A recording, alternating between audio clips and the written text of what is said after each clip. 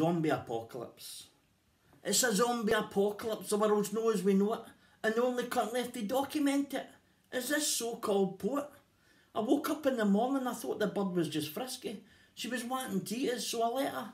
She'd no wallies in it, wasn't that risky. Duly satisfied and covered in slabber, I tied her up in a corner, I promised we'd be together forever. First thought, heed to the offer to stock up on booze. Only one winner in this world, how can I lose?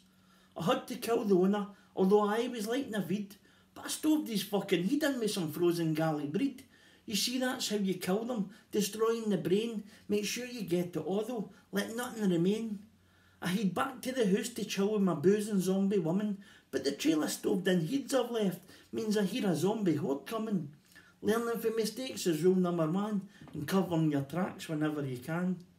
So now 100 heedless zombies lay outside the house. I best move somewhere new to carry out my alcohol abuse.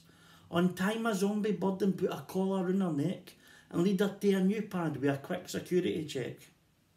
Apart from the bird, it's a zombie-free house, and I finally get pissed on my free council juice. Best be careful though not to get too drunk, don't want to die thanks to a buck-fast monk. It's a lonely world this being left alone. I never thought I'd be desperate to hear the bird moaning at us again. Should I get the heat screwed on and sort of plan to survive? Or let the bird loose and get gummed alive? Zombie apocalypse.